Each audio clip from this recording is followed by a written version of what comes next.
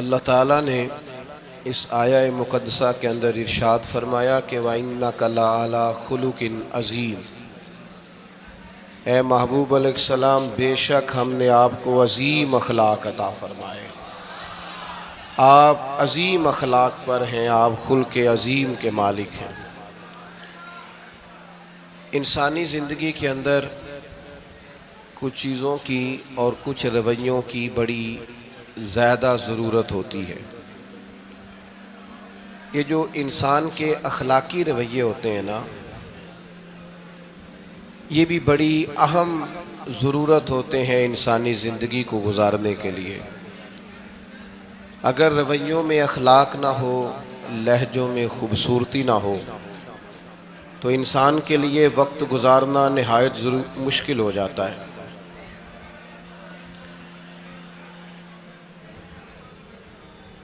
اللہ تعالیٰ آپ کو جزائے خیر دے۔ میں دوستوں سے کہتا رہتا ہوں کہ کسی کھلی جگہ پہ احباب کے لیے بندوبست کیا جائے تاکہ لوگ تکلیف کا شکار نہ ہوں۔ پیار سے آ جاتے ہیں کئی ساری جگہوں پہ، بلکہ شاید ساری جگہوں پہ اب یہی مسئلہ بنتا ہے جگہ کا، لیکن اس وقت احباب بعض اوقات توجہ نہیں کرتے، پھر مشکل بڑھ جاتی ہے۔ اب تو جیسے ہے ویسے ہی رہے گا۔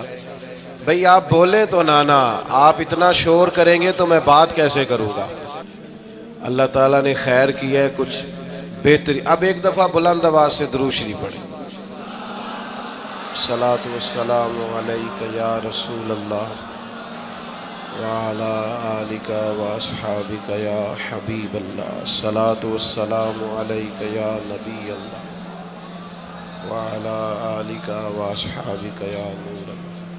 عزیز دوستو، میں یہ عرض کر رہا تھا کہ اللہ تعالیٰ نے نبی پاک علیہ السلام کے اخلاق کی تعریف کی ہے۔ ہمارے زمانے میں یہ رویہ ہو گیا ہے کہ اگر اخلاق کی، کردار کی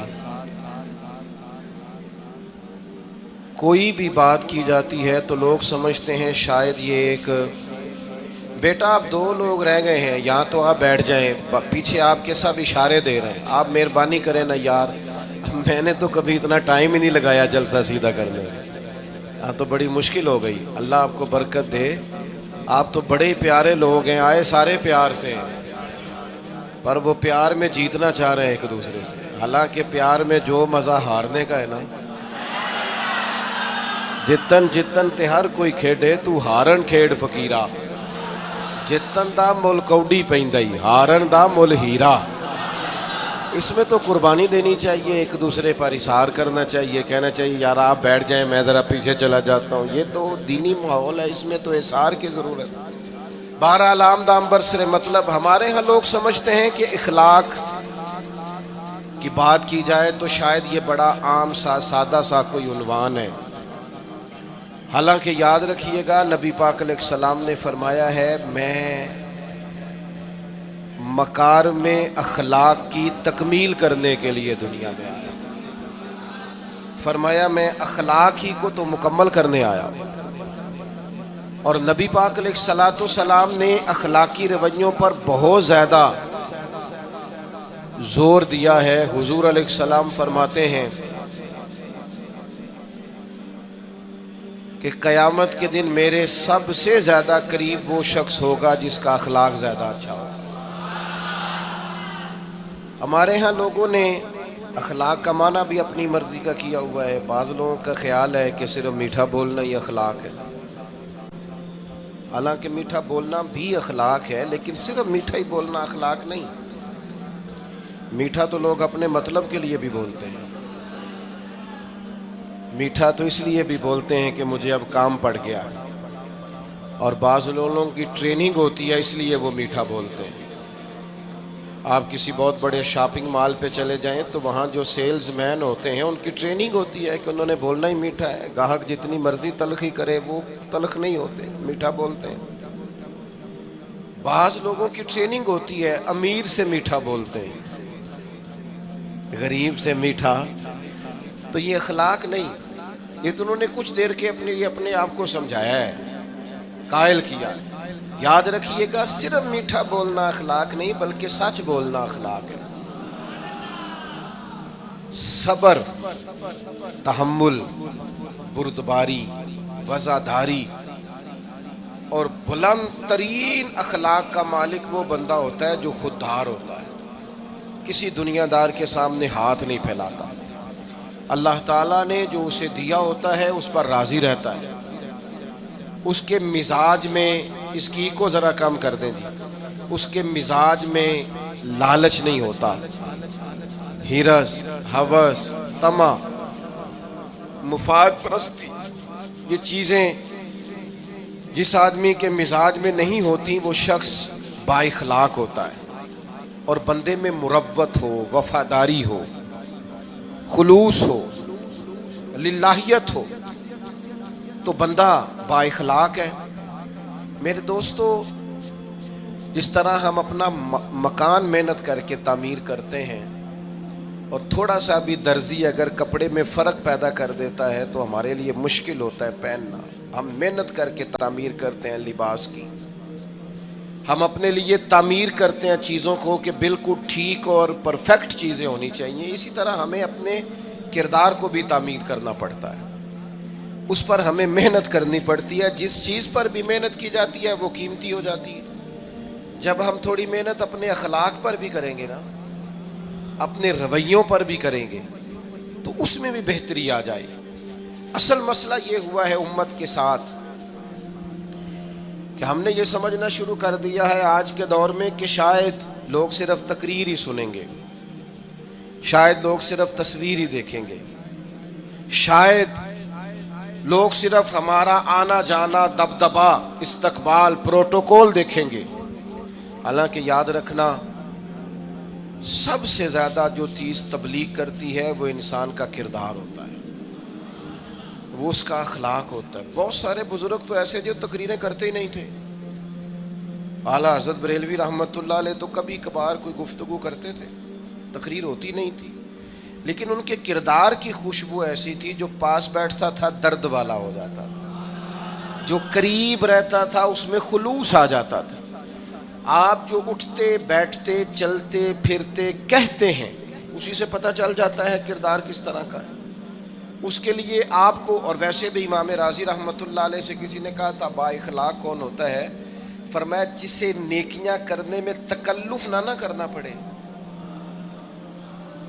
نیکی بڑی آسانی سے اس سے سرزد ہو جائے، وہ بندہ اخلاق والا ہوتا ہے۔ آسانی سے نیکی کر لے، مشکل درپیش نہ ہو، بندہ با اخلاق ہوتا ہے۔ جب جب ہمارا اخلاق اور کردار اور لب و لہجہ اور اٹھنا بیٹھنا، آپ بڑی تعریفیں کریں گھر جا کے کہ میرے استاد بڑے قابل ہیں، آپ کہیں میں بہت عالی شان پیر صاحب کا مرید ہوں، کیا بات، لیکن خدا نہ کرے بیوی کو گالی دیں تو وہ اسی وقت کہہ دے گی یہ سکھایا تجھے تیرے پیر صاحب نے، یہ استاد صاحب سے سبق پڑھ کے آیا، یہ اس تنظیم کا آدمی ہے۔ وہ کبھی قبول نہیں کرے گی آپ کے استاد کو، آپ کے پیر صاحب کو، آپ کی تنظیم کو، کہے گی پتہ ہے مجھے کس پانی میں، یہ سکھاتے ہیں تمہیں۔ جب تک اخلاقی رویہ بدل نہیں جاتا، آپ کہیں میں بڑی محافل کراتا ہوں، میں بہت بڑا آدمی ہوں اور میں بڑے دینی کام کرتا ہوں اور میں اپنے اوپر لیبل رکھتا ہوں، لیکن آپ کا دوستوں کے ساتھ اٹھنے بیٹھنے میں حلال حرام کی تمیز میں ہی کوئی خیال نہ ہو تو کوئی نہیں مانے گا آپ کی بات۔ ہمارے ہاں سنت شریعت کا بھی ہم نے اپنی مرضی کا نام رکھ لیا ہے نا۔ میں نے الحمدللہ زندگی میں داڑھی نہیں کٹوائی، مجھے کبھی خط بھی نہیں کرانا پڑا، شروع سے رکھی ہے، اور امامہ تو اب ایسے محسوس ہوتا ہے طبیعت کا حصہ بن گیا ہے۔ یہ عظیم سنتیں ہیں رسول پاک کی۔ میری طرح کے ایسے لوگ بھی پہن لیں جو بالکل خوبصورت نہیں ہوتے تو داڑھی پگڑی سے وہ بھی کبھی کبھی اچھے لگنے لگ جاتے ہیں، لیکن صرف داڑھی اور پگڑی حضور کی سنت نہیں، یہ بھی آپ نے سچ غور کرنا ہے اس پر بھی۔ صرف دین کا لباس پہننا ہی حضور کا طریقہ نہیں، اخلاق اور کردار کو سمجھیں۔ حضور کی جو سنت سب سے پہلے لوگوں میں معروف ہوئی تھی، جس سے تعارف ہوا تھا، وہ تو صادق اور امین ہونا ہے۔ او بھائی سچ بولنا بھی تو حضور کی سنت ہے نا، دیانت دار رہنا بھی تو نبی پاک کا طریقہ ہے نا۔ آپ صرف ایک مخصوص لباس پہن لیں فقط اور باقی چیزوں سے آپ آزاد ہو جائیں گے، ہو سکتا، میں اکثر کہتا ہوں کہ کہ مسواک لے کر دانت صاف کرنا بھی حضور کی سنت ہے اور دل صاف رکھنا بھی حضور کی سنت ہے. صرف مسواک والی سنت پہ غور ہے. ترمذی میں حدیث ہے, حضور علیہ السلام نے فرمایا اے انس ہے میرے بیٹے, تم سے ہو سکے تو صبح اس حال میں کرنا کہ تمہارے دل میں کسی کا بغض نہ ہو. اور حضور فرمانے لگے یہ میری سنت ہے. صبح اٹھتے ہی پہلے دل کو ٹٹولنا, اس میں کسی کے لیے عداوت نہ. اخلاقی رویوں پر توجہ دینے کی ضرورت. ہم میں سے نا بہت سارے لوگوں کی شان ہوتی ہے, پیر صاحب کی, علامہ صاحب کی, استاد ہوں, میں ٹیچر ہوں, میں پڑھا لکھا ہوں, میں مالدار ہوں, میں گھر کا بڑا ہوں. ہم خود بخود اپنی کوئی نہ کوئی شان بنا لیتے ہیں. کوئی آپ کی کسی نسبت سے عزت کرے تو اچھی بات, ہم خود بخود اپنی کوئی شان بنا لیتے ہیں, پھر ہم عزت کا مطالبہ کرتے ہیں. نتیجہ کیا نکلتا ہے؟ نتیجہ یہ نکلتا ہے جہاں ہمیں احترام کرنا چاہیے وہاں بھی ہم احترام کر نہیں پاتے. اور میرے دوستو یاد رکھو, سیدہ عائشہ صدیقہ رضی اللہ تعالیٰ عنہ فرماتی ہیں نبی پاک علیہ السلام جتنی دیر گھر رہتے تھے نا, گھر کا کوئی نہ کوئی کام ہی کرتے رہتے تھے. کوئی حرج والی بات ہے اگر آپ ہر مطلب گھر میں جا کے بیٹھ کے اتنا لمبا سفر طے کر کے آئے لیکن اندر جا کے بیٹھتے ہی کہا پانی کا گلاس لاؤ. بھئی آپ بھی تو لے سکتے ہیں, کوئی حرج والی بات ہے؟ یہ باتیں کرنے کرانے کی ہیں کہ خود سے کام کر لینا سنت ہے؟ آپ نے 2 منٹ لگائے ہیں اور آپ نے کسی پر روب ڈال کے آپ فارغ ہو گئے. اخلاقی رویوں میں سب سے زیادہ ضروری تو دوسرے کا احساس کرنا ہوتا ہے. اخلاقی رویوں میں سب سے زیادہ حاجت تو دوسرے کی تکلیف اور شدت کا احساس کرنے کی ہوتی. میرے صاحب فرمایا کرتے تھے 10 منٹ کیوں انتظار کراتے ہو لوگوں کو؟ تم نے ممبر پہ کہا تھا میں 2:15 بجے جماعت کراؤں گا, 2:16 کیسے ہوئے؟ تمہیں اس کا پاس ہونا چاہیے تھا, تمہیں خیال ہونا چاہیے تھا کسی شخص کو کسی وجہ سے کوئی تکلیف, کوئی کسی اذیت کا شکار کیوں ہو, کوئی پریشان. میں اب تو الحمدللہ آپ اتنی بڑی تعداد میں آ گئے کہ جگہ آپ کے لیے مشکل ہو گئی, ورنہ شروع میں جب میں محافل کا ٹائم دیتا تھا تو میں وقت پہ چلا جاتا تھا. اگر کسی سے کہا ہے نا کہ 6 بجے آئیں گے تو 6 بجے چلے گئے. وہ کئی والی کار والے پوچھتے سن تسی آ بھی گئے ہو, تو میں کہندا سانو تسی ویلے ہیں سمجھ لو. ہمارا مزاج نہیں ہے نا جی. بلکہ ایک تقریب میں مجھے دعوت دی گئی تو اس پہ لکھا تھا 6 بجے, تو میں وہاں پہنچا تو میزبان بھی نہیں آئے تھے. مجھے بتائیں شادی کا کارڈ سارا خاندان بیٹھ کے لکھتا ہے نا, روانگی برات 1 بجے, 1 بجے جاتی ہے برات, مشترکہ جھوٹ بولا سارے خاندان نے. یہ رونے کی بات ہے, ہنسنے کی تھوڑی ہے. مسلمان اور جھوٹ بولے, مشترکہ طور پہ کہا یہ جھوٹ ہے. محفل ہوگی بعد از نماز عشاء, تو ختم کب ہوگی یہ بھی تو بتائیں. آپ نے قوم کو تو ایک شخص کا بتایا تھا کہ فلاں صاحب خطاب کریں گے, یہ مقامی, قومی, عالمی شہرت یافتہ, یہ کہاں سے آ گئے؟ کیوں تکلیف دی گئی؟ بلکہ ہم نے تو منصوبہ بندی کی ہے کہ لوگ ہمارے جلسوں میں نہ آئیں. ستائے اتنا ہے, ایک جگہ پہ میں حاضر تھا تو 1:30 بجے مجھے مائک دے رہے تھے. اب تو میں جاتا نہیں ہوں, رات کو چھوڑ دیا ہے. 1 بجے رات کو مائک دے رہے ہیں تو نقیب بیچارہ رٹی رٹائی بات کر رہا ہے, کہتا ہے بلا تاخیر. میں نے کہا ابھی بھی بلا تاخیر ہے, کر لو تھوڑی تاخیر. خدا کے بندو ختم کرو, آدھے گھنٹے میں مسئلے کی سمجھ آ جاتی ہے, ایک پیغام دو, بات ختم ہو گئی. اتنا الجھاؤ اور اتنا بات کو کھینچنے کا معنی کیا؟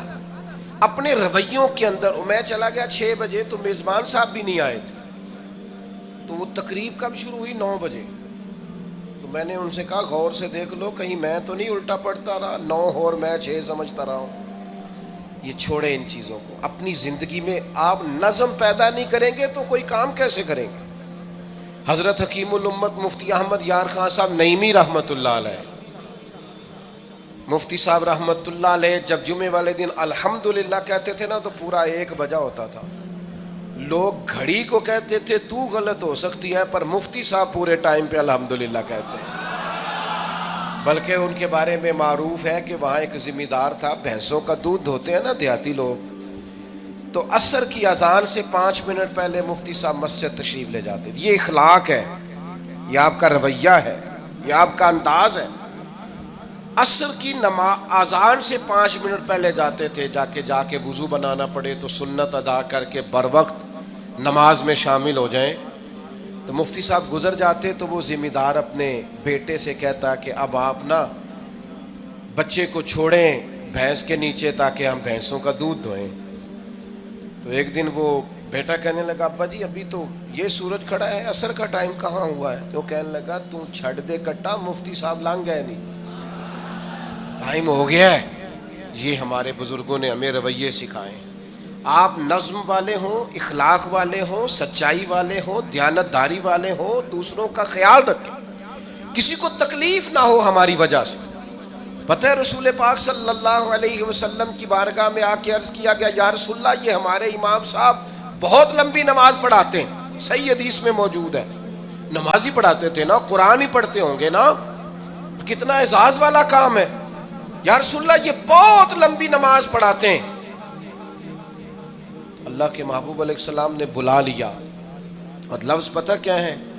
حضور فرمانے لگے میں لوگوں کو دین کے قریب کرتا ہوں, آپ دور کرتے ہیں. فرمایا جب بھی نماز پڑھائیں معتدل پڑھائیں. اور خود حضور کا عمل کیا ہے؟ حضور فرماتے ہیں جب میں نماز میں کھڑا ہوتا ہوں تو میرا دل کرتا ہے میں لمبی نماز پڑھاؤں. ہمارا جب کسی شے کو دل کرے تو ہم چھوڑتے ہیں, میرا دل کرتا ہے میں لمبی نماز پڑھاؤں. لیکن حضور فرماتے ہیں پھر پیچھے سے کسی بچے کے رونے کی آواز آتی, میں سوچتا ہوں اس کی ماں پریشان ہوگی, میں نماز مختصر کر دیتا. اور میرے بھائیوں نماز میں بھی لوگوں کا احساس, ہماری طبیعت ہی نہیں رہی. کوئی آدمی ہارن دے رہا پیچھے سے اور سامنے گاڑی میں 2 بندے کھڑے, گاڑی مین روڈ پہ کھڑے کر کے باتیں کر رہے ہیں,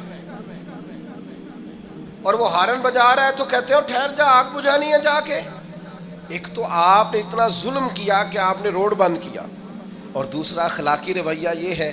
اور میرے بھائی یہ بھی بد اخلاقی ہے کہ آپ اپنا موٹر سائیکل مین روڈ پہ کھڑے کر کے دکان پہ چلے جائیں, لوگوں کو تکلیف میں ڈالیں گے. اسلام اس کی اجازت نہیں دیتا. رستوں کے نشان مٹانے والے کو نبی پاک نے تنبیہ فرمائی, کسی کو تکلیف ہو, اذیت ہو. اور بعض لوگ سمجھتے ہیں کہ میں نے پریشر میں رکھی ہوئی ہے دنیا, ڈرتے ہیں لوگ مجھ سے.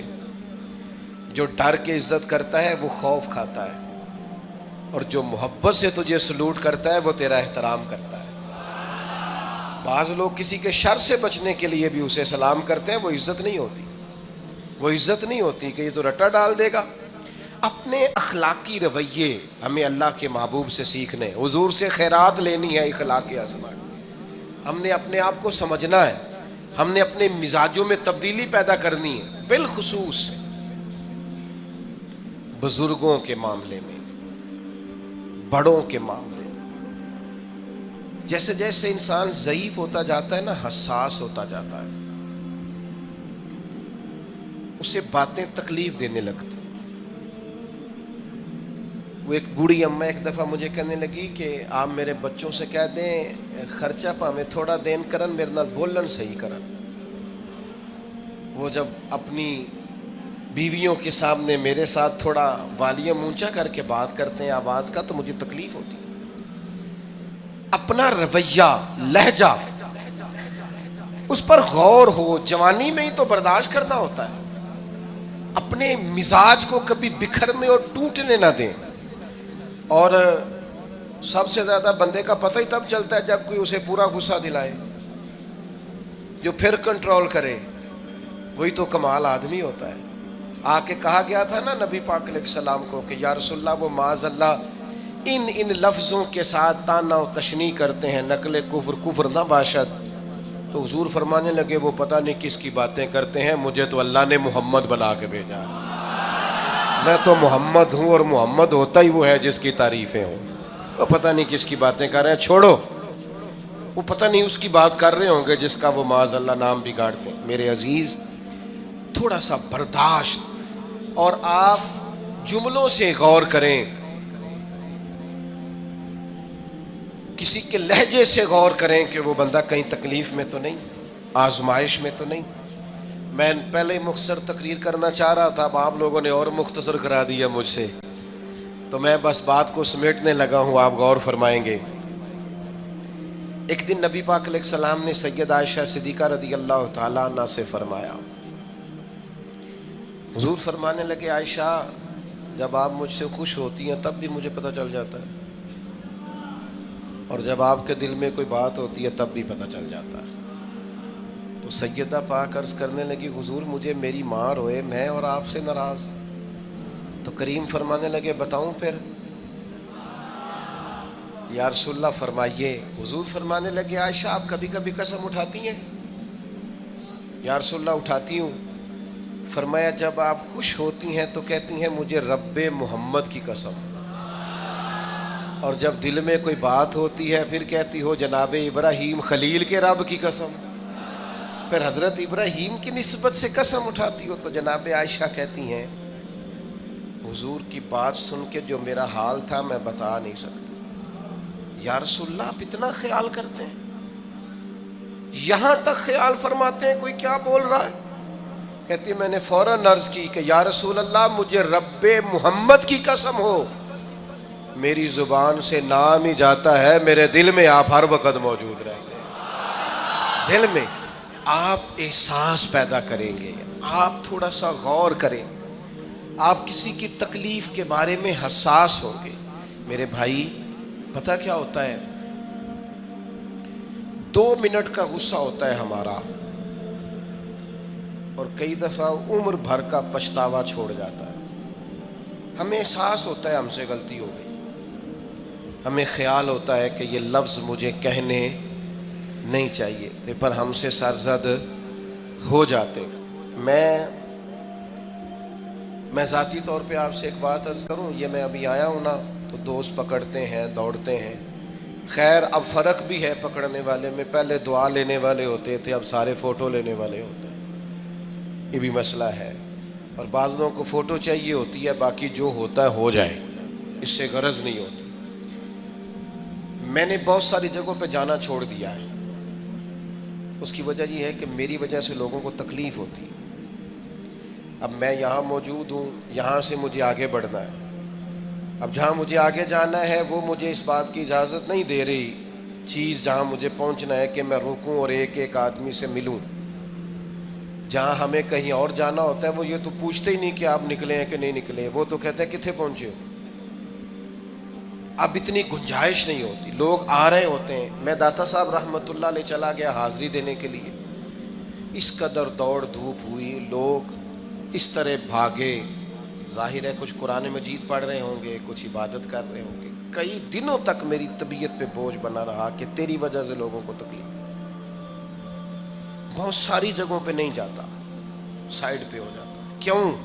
تکلیف ہوتی ہے لوگوں کو، پریشانی ہوتی ہے۔ ہمارا یہ تو مزاج ہے نہیں الا ماشاء اللہ کہ ہم کسی معاملے میں حالات کی نزاکت کو بھی سمجھیں گے، لیکن وہ چیزیں بوجھ بن جاتی ہیں بعض اوقات، اور یہ بوجھ ہمیں لینا چاہیے۔ ایک ہے کہ ہم لذت کشید کریں کہ دیکھا لوگ کیسے بھاگ رہے ہیں، اوہو کیا بات، یہ نفس کے لیے تسکین ہے پر تھوڑی دیر کی۔ اخلاقی رویہ یہ نہیں ہے، اخلاقی رویہ یہ میں نے ان دو کام ہو جائے، لوگوں کو تکلیف ہوتی ہے، بعض بزرگ اپنا آپ سمیٹ بھی نہیں پاتے بیچارے اور اذیت میں آ جاتے ہیں۔ تو میرے عزیز کچھ تھوڑا سا ہمیں اس بات کا بڑے مجموع میں آنے جانے میں بھی خیال رکھنا چاہیے کہ یار آپ گزر جائیں ذرا پیار سے، پہلے میں ہمت ور رکھتا ہوں، میں تھوڑی دیر کے بعد آ جاؤں۔ لیکن وہ ہمارے ہاں بس میں چڑھنا ہو، کسی اجتماع سے نکلنا ہو، جانے ہمیں کیا ہو جاتا ہے۔ اور پروٹوکول والوں کو بھی چاہیے کہ تھوڑی دیر کے لیے پروٹوکول چھوڑ دیں، وہ بھی ذرا سادگی سے ہو جائیں، کچھ فرق پڑتا۔ جب تک ہم یہ احساس پیدا نہیں کرتے ہمارا اخلاق درست ہو سکتا، اپنے اندر بالخصوص اور تھوڑی دیر کا غصہ ہوگا آپ کا، پچھتاوا چھوڑ جائے گا۔ اس غصے کو چھوڑ ہی دیں تھوڑی دیر کے لیے، 2 منٹ کے لیے چھوڑ دیں، کوئی سخت بات ہی کرے گا نا، برداشت کریں۔ حضرت عمر بن عبدالعزیز گزر رہے تھے، رات کا وقت تھا، لکڑی کے جوتے پہنے ہوئے تھے، کھڑاؤں جن کو کہتے ہیں۔ ایک بزرگ فٹ پاتھ پہ سوئے ہوئے تھے، جناب عمر بن عبدالعزیز کا پیر آ گیا بابا جی کے پیر۔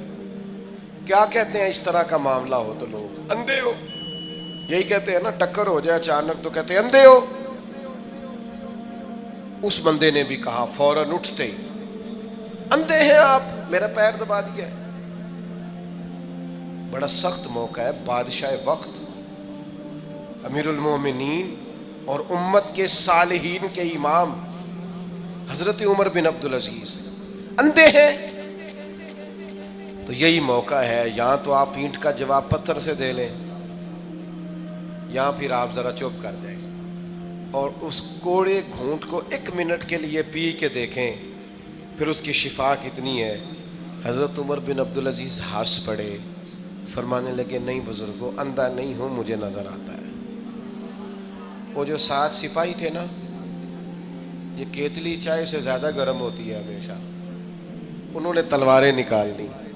آپ نے فرمایا تمہیں کیا ہوا؟ حضور اس بے ادب نے آپ کو اندھا کہا ہے. فرمانے لگے نہیں کہا.